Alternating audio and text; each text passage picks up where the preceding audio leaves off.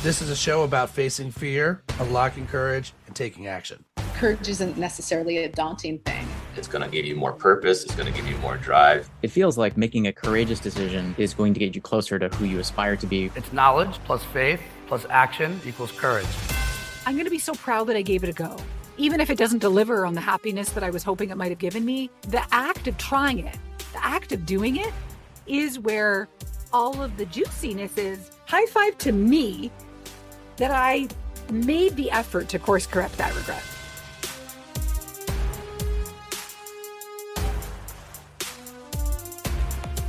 Slight morbid alert, people. I got to start here.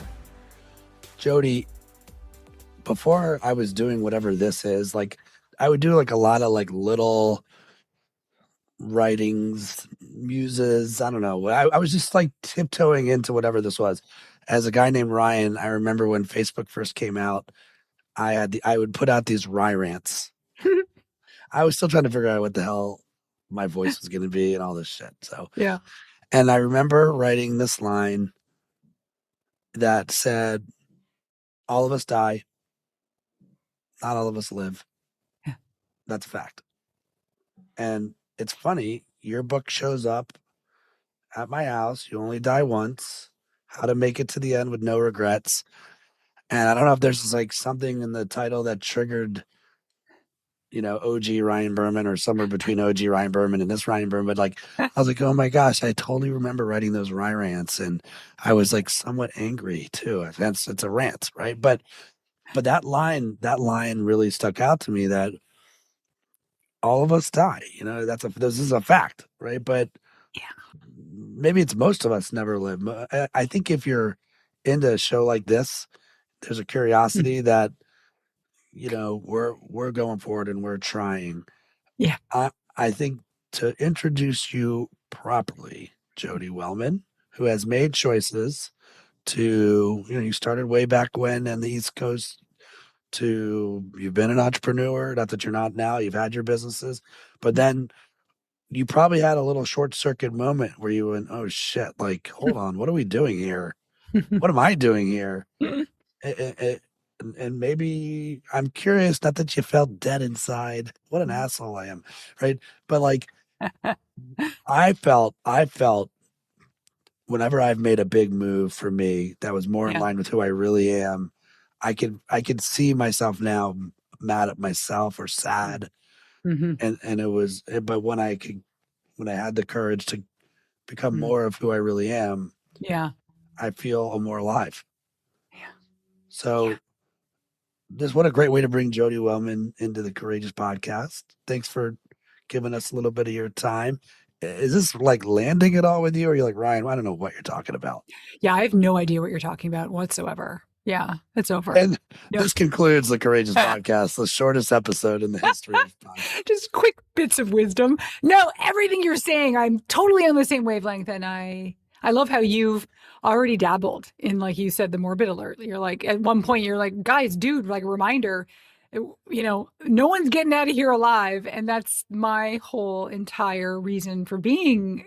And I get, I would say weirdly excited, but I don't think it's weird. I think it's that because, like you said, we're all here listening and engaged with you because we want to do this life better, even in some small way or big ways. And I love the idea that if there's a way we can tap into some kind of motivator, even if it's the shittiest one of all, wearing a black cloak with a scythe, the Grim Reaper, well, then I want to use that to our advantage. And that's exactly what I love to do at 4,000 Mondays. I do like the Grim Reaper image. This is a confession alert, because I want to know how much you talk about Grim in the book, which tells you something that I haven't read the book. And the reason I haven't read the book, I blame the very person on the cover of your book who's given a quote. And you've got some heavy hitters, by the way. You've got Adam Grant talking about you only die once, and he says this book is a breath of fresh air. It's surprisingly fun. We're talking about death here, folks. It's surprisingly fun and fruitful read about making the most of our scarce time. And what's funny is I'm on, and I love Adam Grant's stuff, and I'm sure you met him at Penn, and we'll do that in a minute. But like, I'm in his reading Hidden Potential right now, and so when so you're on deck, which I'm really pumped for. Death is on deck. Death is on deck. Maybe that's the sequel. Let's riff. We're coming up with good ideas. I like this. You are allowed to put me on hold for Adam Grant. I give you full. I'm right with you. Yeah, he wins. And then no, stop it. And then I mean, if you just flip the cover over here, I mean Daniel Pink, who's also like a badass. He's written The Power of Regret. So you guys are. I can't imagine you two don't feel like just sibling souls, we'll call it. And then our guy Chip Conley also on here. So some pretty heavy hitters. Some like I almost feel like if you really ask me what our jobs are, yeah, in my silly head sometimes, yeah, I'm like, where's my toga? Like, let's go back to philosophy, right? Like Adam Grant but has rooted in data. Daniel Pink, same. Chip Conley for sure, right? Is like give the man an arena and let him just philosophize. Yes. So let's take this idea and now think about the choices that you've made. Right? Because you've probably had this idea for a while. Yeah. Or did you just have like a WTF moment and then go, what am I doing? No, I've had this idea cooking for a while, but I didn't know what to do with it. And I think like the reason why we get along is because your topic around courage is so, there are just such depths there. Like I needed courage in order to figure out how to make this my thing. Because I was, let's just say it's now 10 years ago, I moved into from corporate world, leadership development, coaching. And I was like, I can't fucking talk about death. Like I'm never going to get a gig. Who's going to want to hire me? Thanks for the motivational talk there. And I would squirrel away all these quotes and articles and things. And I'll even share with you, this is just so vivid to me. One of my dear friends used to be an employee of mine, became a friend, gave me a beautiful gray leather-bound journal. And you ever get like a fresh new journal or some kind of writing vessel, and you're like, oh, this is going to hold my special stuff.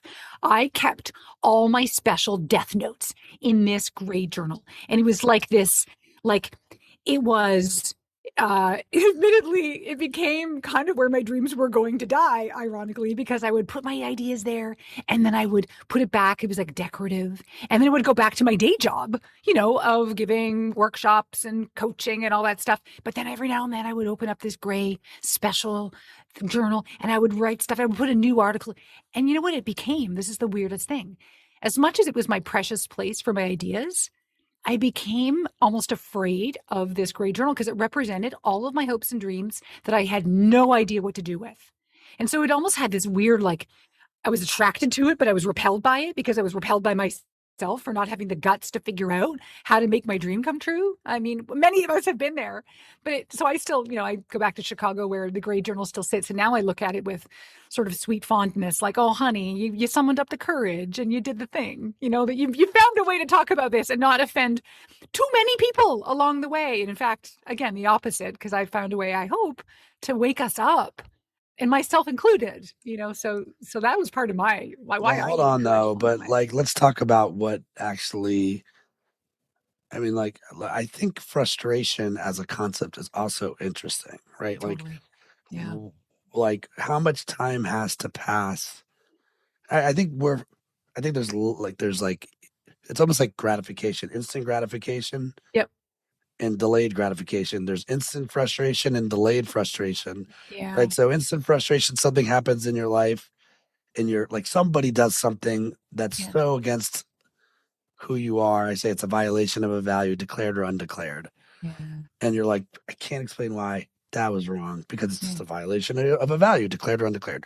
But delayed frustration is usually when you should do something that you just, it.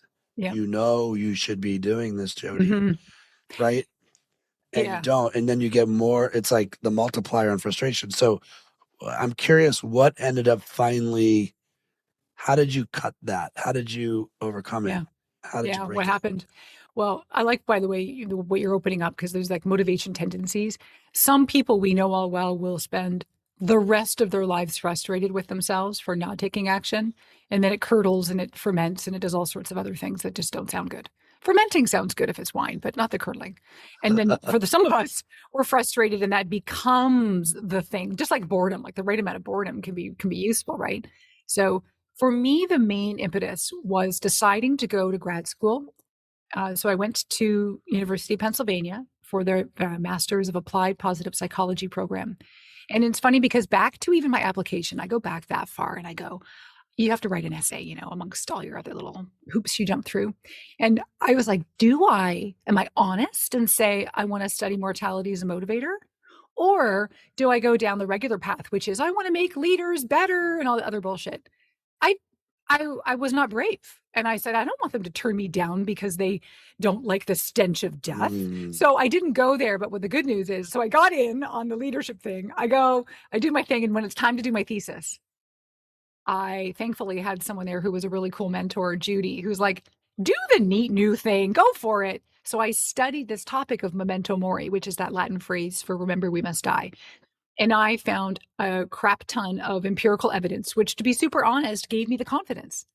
So part of it was that I needed to feel like it was legit rather than just a philosophical underpinning of that has, cool doodles of the Grim Reaper. And I know I could put it together in a fun way that could be useful, but I just felt so much more credible because I had research studies behind me all of a sudden. Not that even half the world cares, but that gave me this foundation. And I didn't expect that program to change my life. I didn't need it to or want it to. Actually, I didn't even know it, but I guess I deep down wanted it to. I emerged and said, oh, no, no, no, no. No more putting this shit off. That would be highly ironic, talking about putting off your life when life's diminishing. And I was like obsessed with quantifying that. Do the thing now. And for me, that meant starting 4,000 Mondays. And it meant moving on from a really great business partnership where we did leadership development, but saying, no, this needs to be my mountaintop. So that was then what happened. So it was committing to education and then just going for it. I mean, the first thing I think about is, and you can't help but not do your own version as you're sharing. I'm going through like the choices that I made, and there is a little bit of leap in the net will present itself, right? Like you needed to borrow equity from a study. Yeah. Or from, right? Like I felt like they're saying it.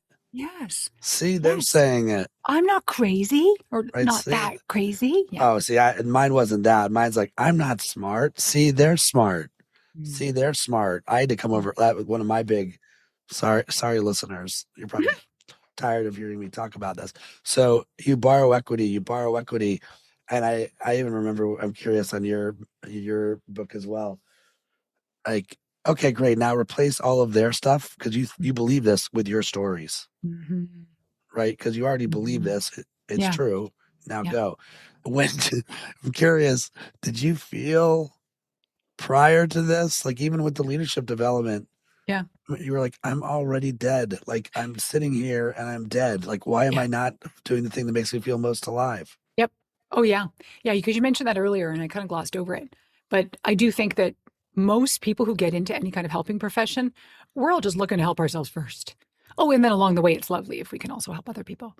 So I struggled mightily with a couple things. So before I moved into the leadership stuff, I was in a corporate existence that was really a pretty sweet spot. And in that instance, I tell this story I call it my stapler story, where I was sitting at work and, I had a pretty great job and I couldn't quite figure out why, but that doesn't matter. It's like, why am I not happy? The why doesn't really matter just yet. The point is acknowledging you're not and maybe doing something about it. But I wasn't doing anything about it. And so here I am at my desk, just doing my job, staple a couple pieces of paper together, and the stapler runs out of staples. Okay, this is not a new thing in existence. So, okay, oh, well, all right, fine. I get up off my ass and I go and I find like a row of staples in the supply closet, right?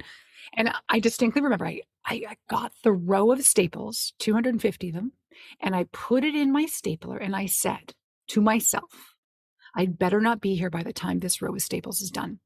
And I snapped the stapler back and I walked back to my office with like a spring in my step. Like I somehow felt that I had like changed the course of the future, which did not happen because if you don't do anything, it's very rare that something's going to happen to you. And so then about a year later, I run out of staples again, doing my stupid job. And I like that face, that look you just made was exactly that, like, oh, I'm busted. So I reloaded the stapler, but my vim and vigor for this project was like slightly waning, right? It was like, better not be here. No, I swear I'm not going to be here. And it happened again a year later. So I languished in a job that, like, quite frankly, nobody knew. I faked it very well. And like, there were good times. It was great. But I was afraid to move on. I needed to figure out what that looked like.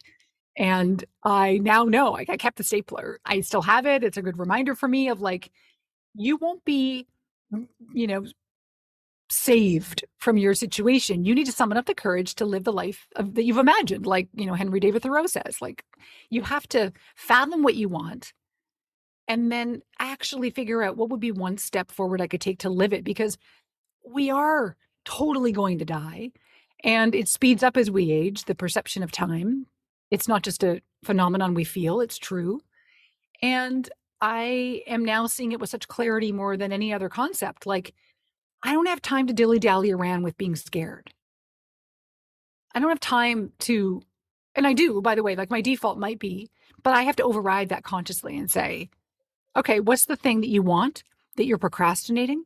What's the thing that you want that you're dragging your heels in a different way on, or that you're just trying to avoid, or getting busy on something else, or starting and stopping? Do it. Like, take the plunge. Because like I have 1,820 Mondays left, or maybe not even one. Yeah. Get on with the show, right? Where I thought you were going on the stapler. By the way, what color was the stapler? It was the gray black of corporate America. Okay, so you've got the gray notebook that had all your ideas, and you have the gray Yeah. stapler. I'm just seeing if, let's see, so the graystapler.net's available. The graystapler.com is You're available. amazing. I'm just saying there's something there, right? Where I thought you were going with the stapler was that is kind of like life. Like you put the staplers in and you kind of don't know when it's going to jam up on you or run out of staples. And then the stapler is done. But I didn't, you went back to the well. You have multiple lives with that stapler. My business partner, Billy Collins, shout out to Billy. He talks about sometimes we have to change the language we use with our clients. So like you've been there because you remember good old corporate days. You'd have that sort of, well, next steps. What's the next steps? And he's like, no, we need to do now steps. Now steps. Oof. Yeah, not next steps. Now steps. And I think to your point, it's easy to talk about, like when people are on their path to clarity, they have their version of their gray notebook. It's easy to talk about, well, I'll eventually get to. I think that's going to be my next step, but they never actually get to that step. So if you're going to help people just on one now step, what is your advice for us? Counter Mondays. It always comes back to that for me. So back to some what you've been hinting at, like we need the discomfort of either disappointment with ourselves or a reality or something that unfortunately is shitty. And to be super honest, I talk about scarcity of time, and counting your Mondays is all about scarcity, which is totally opposite from any other coach training, which is like, oh, it's a world of abundance. Yeah, sometimes, but that doesn't really motivate us to take action. The dream of what we could have is lovely, but it's a rare few out there that are weirdly motivated to just go after that on its own regard. Most of us have to go, we have to have a little bit of an oh shit moment. So by counting how much time we have left, it's interesting how much you've had, but that's water under the bridge. I want to know, statistically speaking, how much do you have left and what does that make you feel? If it grabs you just slightly around the throat, I mean, we don't want suffocation, but if it does strangulation, we just want a little bit of a, and that's the wake up. That people who've had a near-death experience or like a brush with death, I'm so fascinated by them. I do a whole chapter in my book on this. I'm so envious of people who have had a diagnosis and thankfully come back around. You know what I'm saying? Like remission's lovely. Or a friend of mine was in a car accident this weekend. Like, you know, one of those like 6 inches from your life kind of dying scenarios. And the wake-up calls that people have where they've seen with such clarity how precious their lives were that they almost lost. they immediately refine their priorities. They immediately discard the stupid bullshit the rest of us still worry about. And that's the thing I'm trying to get us to do. So this is a long way around to say, quantify, because it's only when you stop and get that tension in the room of your brain where you go, oh, 1,820, you say. That's not, or how many working Mondays do you have left? Like, I don't even know. Many of us don't plan on really retiring, but like a number where we think, I want to be able to say no more, that number, I did that number for myself about a year ago because I updated some of my, retirement math, and it shook me. Like, I think I had quantified something really minuscule, like 642. And it immediately gave me a mild panic. Like, I'm not trying to induce existential crisis panic. I just want like existential poke you in the ribs panic, in a good way. It made me go, oh shit, like, but I have plans. And career-wise in this example. And I was like, and it immediately makes you refine, what then do I have to do? What then is going to take the back seat? Because it just may not make that time. But I better get on with this. This thing I've been dicking around with, I think I better get on it, because 642 Mondays is would be, I mean, I may get more, but I may get a heck of a lot less. So first of all, the best part by far is that you said dicking around. It makes me feel you're clearly comfortable, and this is a green light to come back anytime you want on the Courageous. That was the password? Okay, you figured it out. I've had 160 guests, and it's the first time we've said dick now 3 times, dicking around 4 times on the podcast. Oh, I love it. Thank you. I need to know, what is the average life expectancy of a dude like me, so I can do the math here? Yeah. So for men, it would be 78 in the US. For women, it's 83. And I always say, if you don't identify with either, just average at 80. Okay. You're so thoughtful. All right. So basically what you just said is I have 1,560 Mondays left. Okay. That's what does that feel like for you? It feels like more time than I thought it would be. Okay. You're not going to have a smoke. This is working against me. No.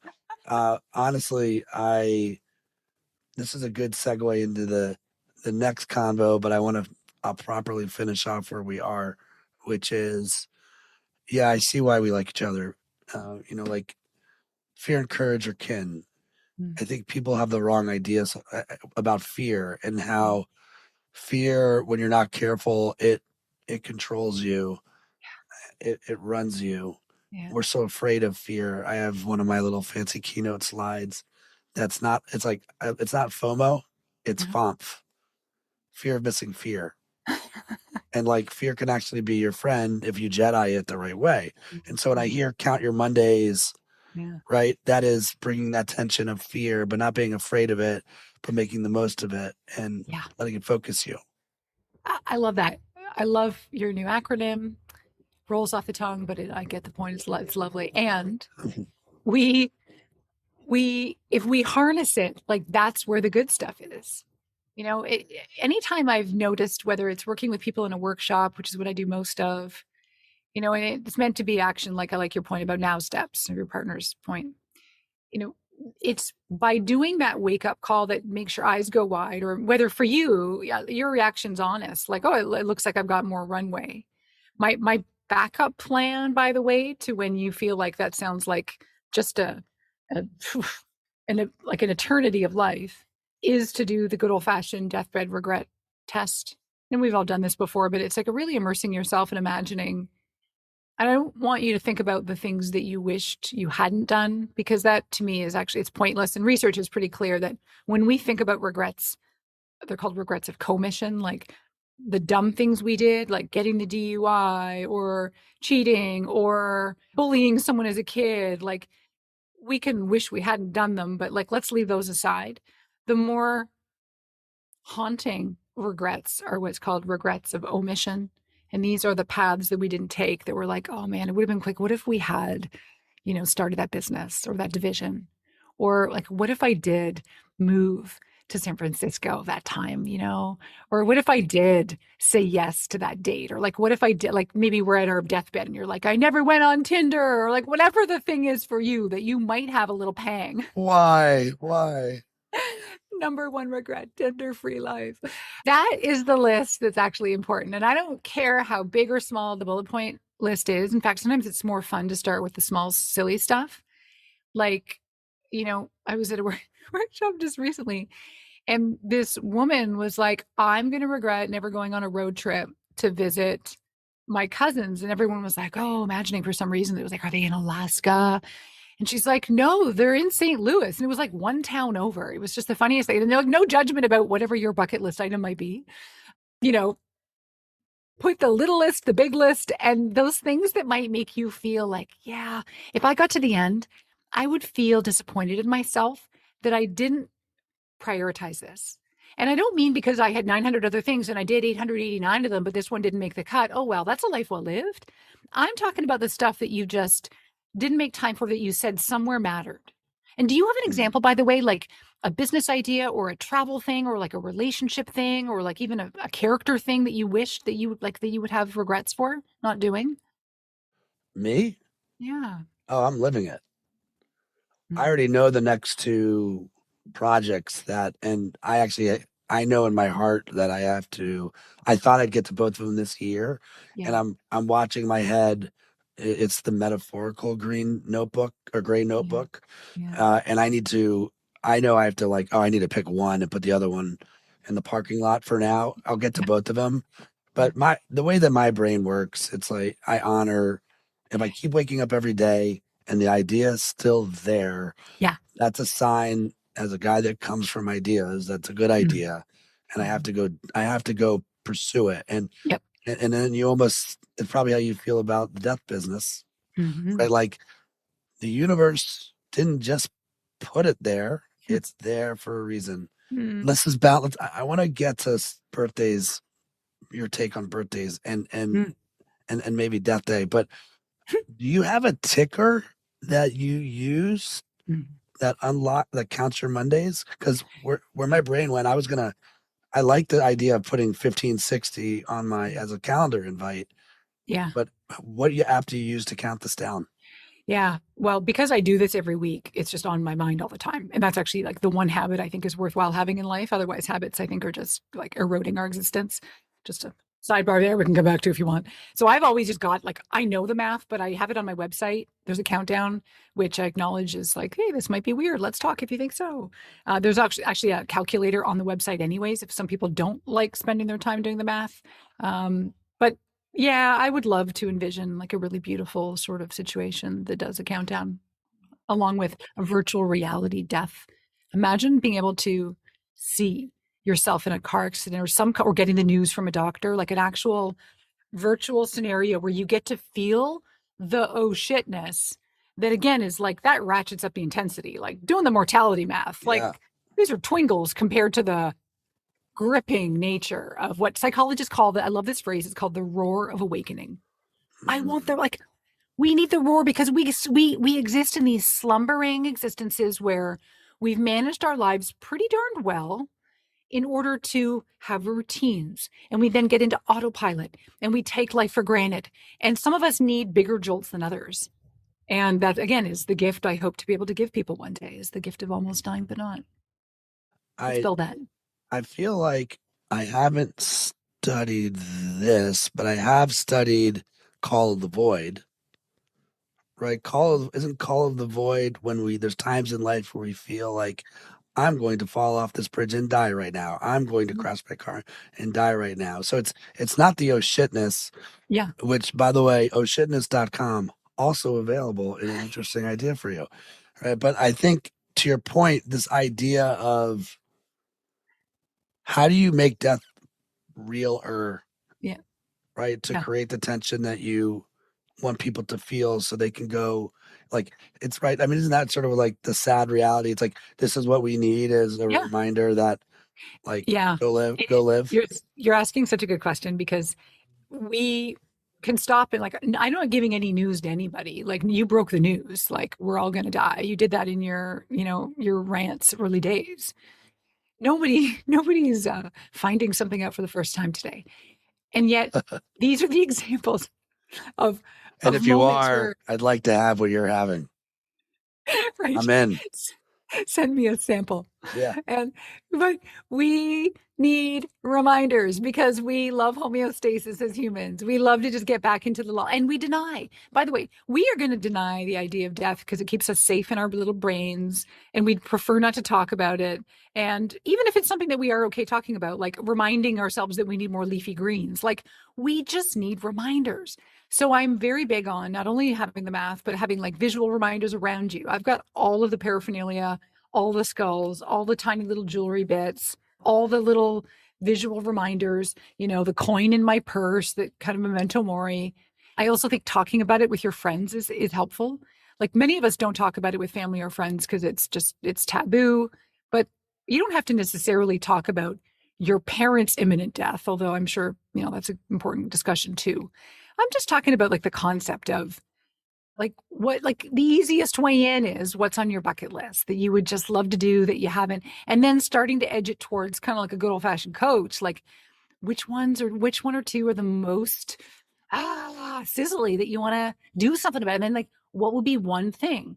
Back to that idea about next steps or now steps, it's like I get very anxious about this idea that we might start to get motivated to think more about the cool things we would like to do in a life worth living. But that I'm also aware of research that I find horrifying is that sometimes we lull ourselves into satisfaction about dreaming about an idea just enough that it's like, ooh, imagining, the river cruise, or learning how to speak Italian or doing the thing. We get just excited enough to fantasize, then we do nothing. And that to me is even more of a travesty. It's like, I would rather you not dream at all and live a boring life and die a boring death than to have a dream that you did jack shit about. So then we go like, what's one thing? If you want to take this, I don't know, I'm making up now, river cruise, like book, like what would it take to book the time off work first and then book the trip? Like having these things be part of our conversation, and all that can come from talking to friends and family and saying, what do you want to do? Or can I hold you accountable? If you said you wanted to start and take that course in how to become a koala wrangler, well, then if I'm your good friend, I'm going to be like, dude, how's the first class? Or did you register? Like, when does it start? Oh, you got to go to New Zealand? That's cool. When are you going to go? And should we take a koala wrangling course? I'm in. Yeah, sign me up. I'm in. If I they think need wrangling.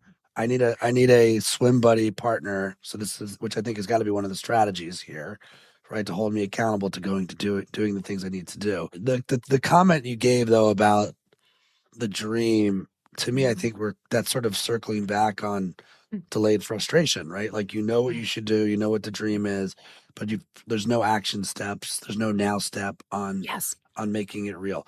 I had mentioned, I want to talk about birthdays. I'm curious to get your take on birthdays. Yeah.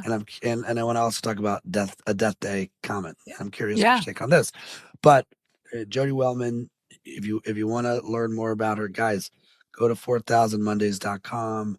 I even love your logo, and I'm usually snotty about this type of stuff because I came from the world, but the sun setting on the O's is the and there's multiple. Go check it out at 4000mondays.com. All right. So I got a theory. I have no research to back the theory. That's why I'm hoping you can help me with this. Okay. So I am a lover of birthdays. I love my birthday. Selfishly, I love my birthday. And I also I do love the people around me. I love their birthday. I want to make them feel good and I want to make them feel special. Yep. But I also realize it has to be a little bit, and I haven't thought 10,000 word essay on this, right? This is like visceral.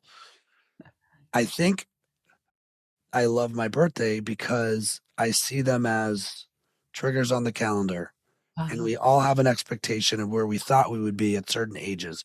We might not write it down, but we know that, to your point about what do you feel.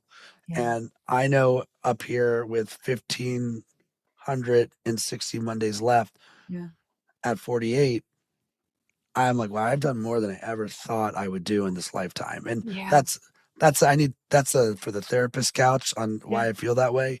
Yeah. But there's this moving expectation bar with every Yep. birthday. So I like this Yep. trigger on the calendar that sort of makes you pause Yeah. and makes you ask, am I happy? Am I neutral? Am I sad? Yeah. But I don't know if you've studied birthdays at all. Yeah. And is this making sense? Like, Yeah. do people feel, because that Totally. feels like an obvious time once a Yep. year we can audit, am I really alive or am I dead? I think that's a really neat literal day to come back to. You've given me an idea to start that campaign, right? Because it's like your birth, like you got to be born. How's it going? You know, this life that you were gifted somehow by somebody. There's a relationship that exists between, because the degree to which we have participated in our lives and our fear of death. And I'm entering that into the equation on purpose, because you just alluded to how I've done more in my 48 years than I ever thought I would. And that to me sounds like I've done some cool shit. Like I'm kind of proud of these cool things. I've done these things. And that's a commitment to the choices you've made along the way about like you're going for stuff. And that makes a lot of sense to me. It tracks, because a birthday for you is not horrifying, because some people feel birthdays, especially big ones that end in zeros and fives, Right. can be really, whoa, like tectonic plate rocking for people. In psychology, they call them boundary situations, when it's like the existential precipice of like, whoa, this is a big number. Like we're both approaching 50 and I could care shit less. In fact, what I'm going to do, I'm not making 50 my big year. 49 is my big year, because I don't have time to wait for 50. Like that's the ethos here. Oh, I It's like that. we're living like now, that. the big, so I believe, because you're a go for it and do it and live it up and you live like you mean it, your birthdays are framed as celebration and reflection points rather than things to fear, which are evidence of me getting older, which I don't enjoy, because it's actually just an indictment that I have for myself about how I'm not showing up to live. You say it so much better than me. It's like they're like, this is why it's like Exhibit A, you pen, and countless hours. But what Jodi just said is what I was trying to say. You brought it into the world. You togaed it. You had your toga on and you brought it in. Well, so I will say, I in my writing for me, I do this weekly dose of courage, and it's obviously you want to give as much as you can, but they're also my little ceremonial ways to work things out so I get clear. So that it just happened that this year's birthday landed on a Thursday, which is a day when my weekly dose goes out.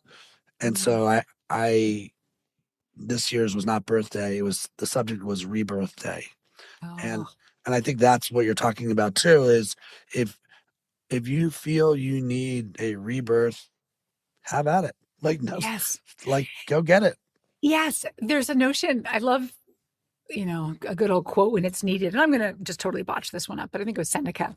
It was like, every day is a chance to live again. Like we get to press reset. I mean, I think that's why the fresh start effect. We love January 1st. We love Mondays. We love birthdays, first day of a month. So use them to our advantage.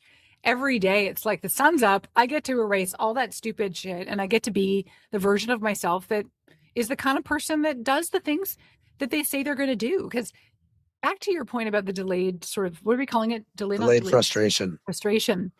There's a cost, I think it's coming out on Monday for me, because I do a Monday blog post, and obviously 4,000 Mondays. It couldn't be That makes Thursdays, sense. that wouldn't work. But it's on like, am I leading an all talk, no action kind of life? And a lot of us will go so far as to fathom and then articulate whatever our dream is. But when we consistently don't do anything about it, because either it's scary or we haven't figured out how to spend the time or the money or arrange the move or do the thing, we send ourselves like a pretty big message that my dreams don't really matter. My goals are totally optional. And that, in fact, I don't really have much integrity. It's like every new year, I don't really do New Year's resolutions, but I keep saying, oh, I'm going to meditate again. But I know I'm not going to meditate again anytime soon. Like it's just not in me to do right now in my life.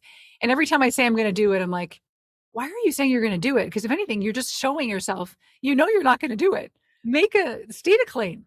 Say the thing you want to do, whatever the goal is. And it could be, because I look at life, by the way, we live wider with vitality, and these are the fun and enjoyment and the pleasure and all the cool experiences. And then we live deeper with meaning, and that's more of a dimension of having purpose and connections and good character values and all this stuff. And for most of us, the good life is some kind of medley of both. So a lot of the examples I give are more of the fun ones, like, going on the trip or indulging in the hobby or, going out to the new restaurant. I mean, do all those things. But maybe for you, what floats your boat is like, I really want to get involved in my community and like volunteer at the soup kitchen. Okay, great. Do that. But like, don't talk about doing it and not do it.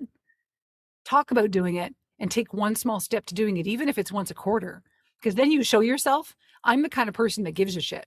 And in fact, my language is that you have to give 2 shits about your life, because giving 1 shit just means having an idea and doing it. And that could be an average life for you. But if you really commit and start really thinking and putting stuff in the calendar, because the time's going to fly and we don't make things happen unless we plan it, put it in the calendar. And all of a sudden, your life is actually happening because you gave the effort to make it special. Maybe at ohshitness.com, you could have, don't give 2 shits, first give 1 shit. Let me give you small. the 1 shit, right? Yes. Yeah, I always say, if you're going to be all in, you got to be small in first, right? Like, you got to know where you're going, the little steps. But I will tell you this, like, the only thing that I'm like, oh yeah, nice, courageous moment alert, where it's like, sometimes you got to have the hard combo. When you talk about integrity and you're like, and meditation, Yeah.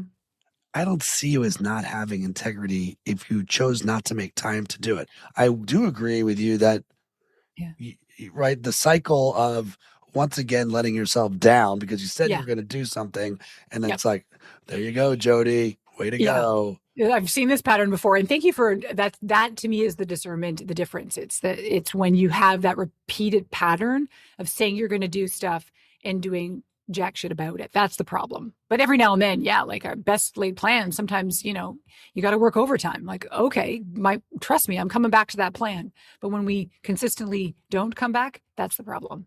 Yeah. Yeah. One of the projects I'm working on right now, I realize like I need to put time on the calendar for it.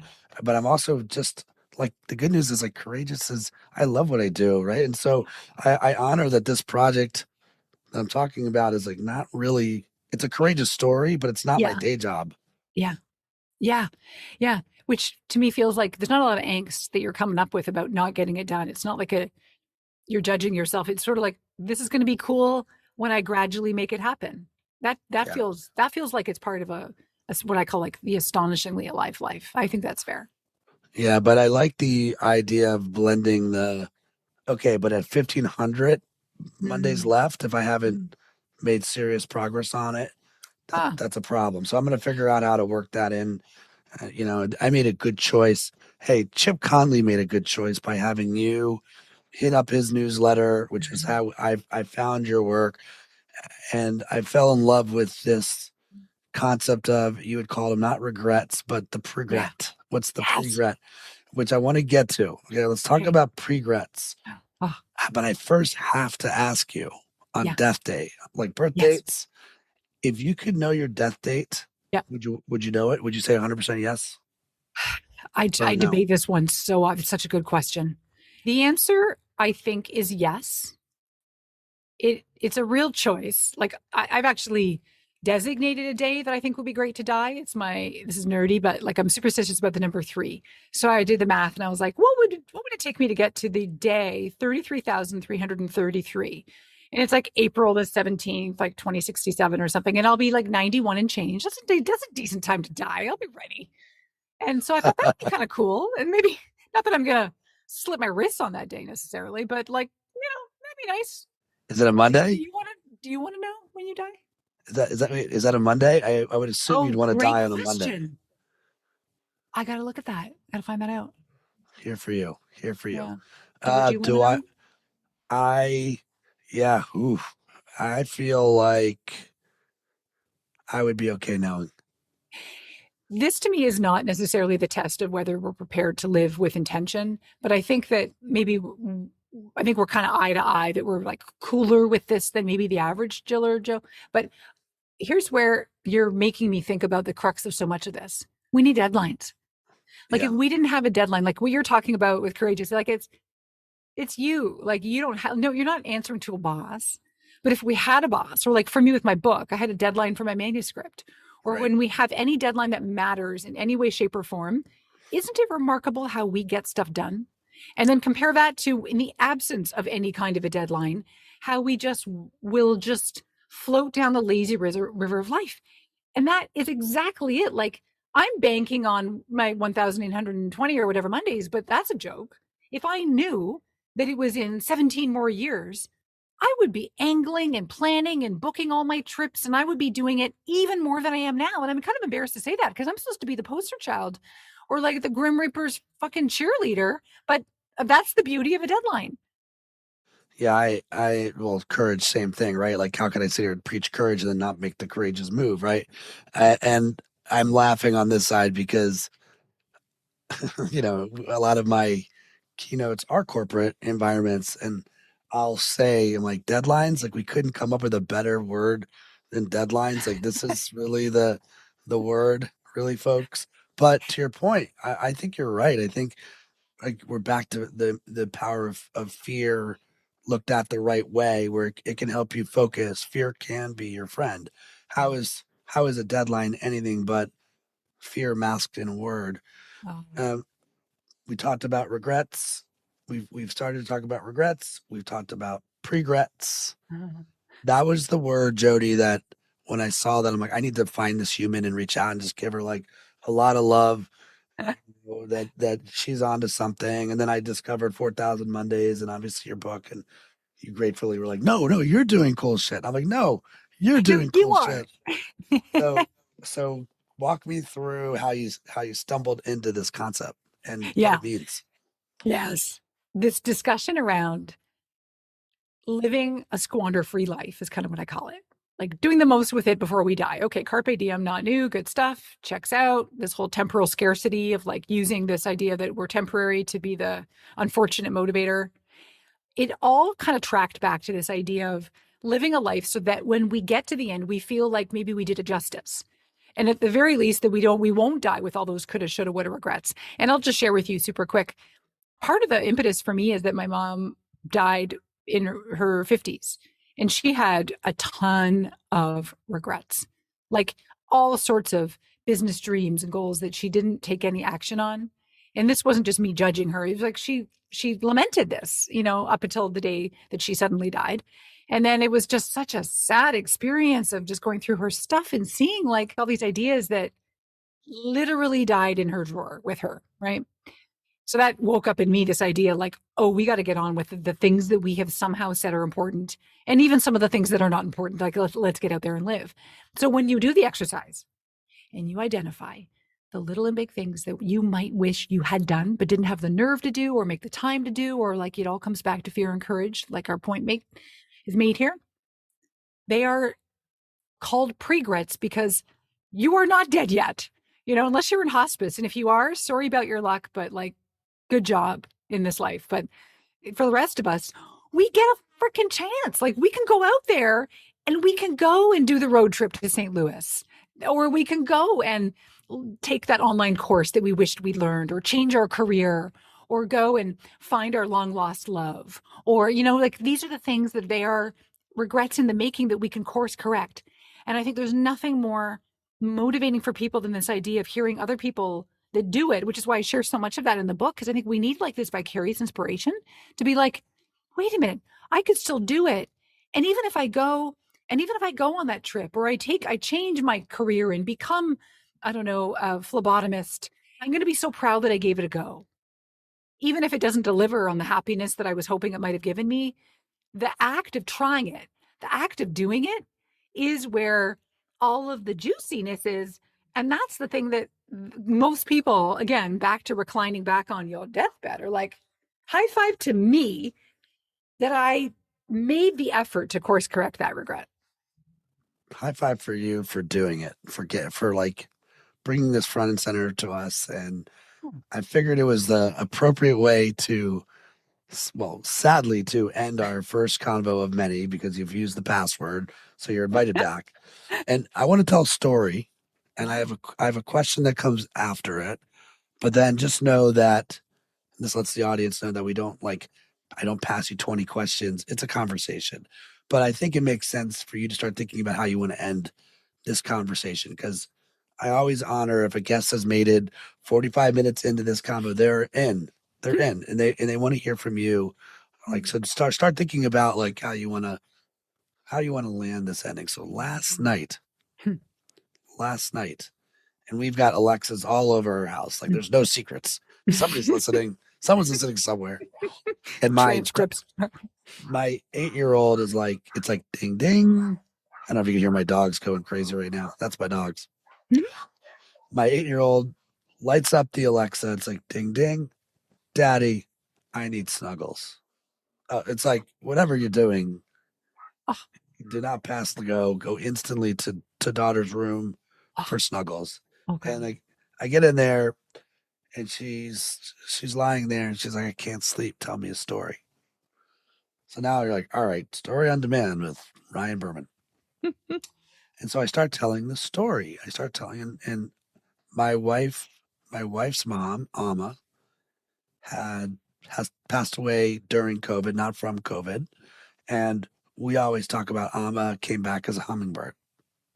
So this was sort of like, okay, I wonder if let's see where this thing goes. And so I start the story with, when Amma passed away, she is at something called the Pearly Gates, and she's having a conversation with the maker of all of this. I didn't know how much I should like push that part of this. Yeah. Right? The maker of all of this. And when the maker asks Amma, does she want to come back? She says yes. And the maker says there's a process. If you come back, you won't come back as a human. You will come back as something else. And Amma says, I want to come back. Okay. And so there's a wheel that presents itself, and Amma spins the wheel. Click, click, click, click, click, click, click, click, click, click, click, click, click, click, click. Sound effects. Hey, come on. Story time. And the first thing that hits is mouse. And so Amma comes back to Earth as a mouse. And the idea is that whenever you come back to Earth as, you're still near your family. And we've just had a mouse problem in the house, which is why I picked mouse. And so we're like, and then the mouse gets caught and instantly is back up at the Pearly Gates. So you're tracking. This is me avoiding death with the 8-year-old, but and the maker asks, what did you think? It was short. Spin the wheel. Spins the wheel. Click, click, click, click, click, click, click, click, click, click, click. Amma picks. It lands on Spider. Amma comes back and instantly. She is a daddy long leg. Now my daughter does not like spiders, and it's evolutionary, right? The phobia of spiders is real, by the way, if you look at it. And I'm joking to her, you are in the bath and you see a spider and you scream, and you're like, Daddy, kill it. And boom, we're back up at the maker. Spin the wheel. Click, click, click, click, click, click, click, click, click. Hummingbird. And that's why Amma is now a hummingbird. But the idea is when we get reincarnated, we always are back near our family, coming back as a different animal. And we have a fish named Bluey. I'm like, Herman, our last dog, is actually Bluey. She's like, is this real? Is this real? Okay. So this was story time with Ryan Berman. Here's my question. Yeah. Is reincarnation a cop-out? There's a lot of research around the comfort we get in what's called symbolic immortality. We as humans love the idea that there's an afterlife or that we get to come back because it helps us make sense of this really squirrely existence, that this is it. So I don't know about cop-out, but I do think that there's comfort there for many people. It does create less angst. Hey, whatever gets you through your days and your dark nights. Oh, man. See, I want science to be like, there's no reincarnation, Ryan. You've got 1,560 days left. Go, go, go. Right. This is it. Trust me. Yeah. I mean, who knows? And I did have a laugh because like the title of the book, You Only Die Once. I'm like, a big percent of the world does believe in reincarnation. And so it still applies because it's you only die once in this life. So this is, you got all you got right now. And then God knows what's later. Maybe it's the hummingbird show, but yeah. Jodi Wellman, you are a joy to have here on the show. 4000mondays.com. I'd love to kind of pass it over to you. And I should say, in the spirit of your subtitle, which is the book again, guys, You Only Die Once. The subtitle is How to Make It to the End with No Regrets. And I am on the record, talking about courage is regret insurance. And I really believe that. But I'd love for you to sort of take us home and wrap our show. Thank you. Oh my goodness. Thank you. And also thanks for well, just having me and being in such support of what you started off introducing it as, just obviously such a morbid topic. But I started to talk about Seneca earlier, ancient philosopher, and he has a quote that I think is perfect for the two of us. Sometimes even to live is an act of courage.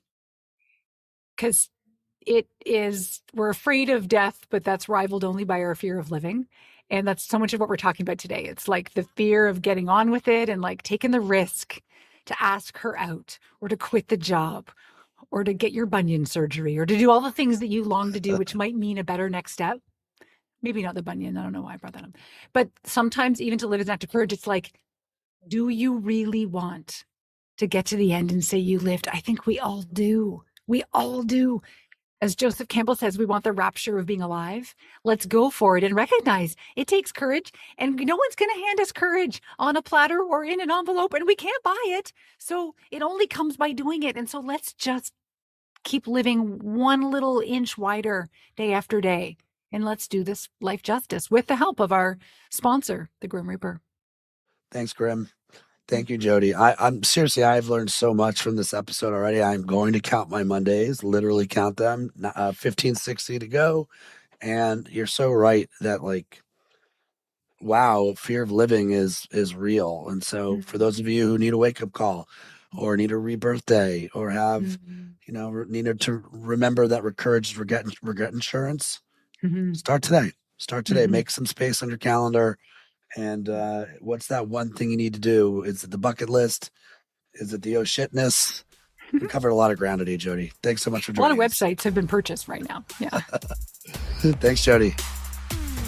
Thanks for tuning in to this episode of the Courageous Podcast. If you enjoy the show, don't forget to rate and review us on Apple Podcasts so more people can find us. See you again next week.